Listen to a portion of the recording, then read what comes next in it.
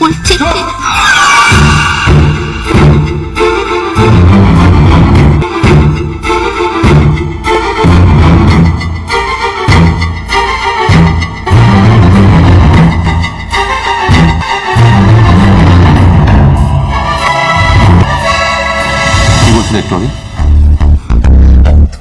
দেখাচ্ছিলাম।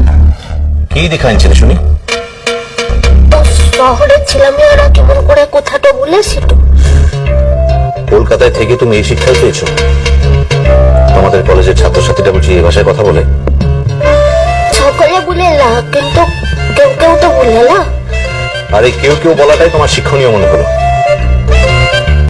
তাহলে রাস্তা ছিল না বলে।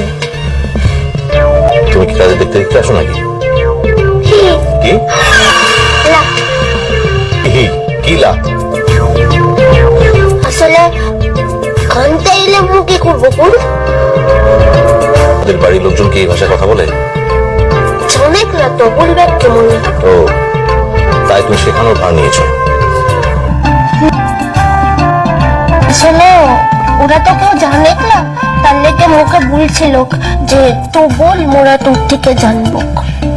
মা দেখছিস কি বলছে, শুনছিস? বাবার মতো উৎসব দেখতে পাবো না রে। দেখছো কেমন কাজ এসেছে?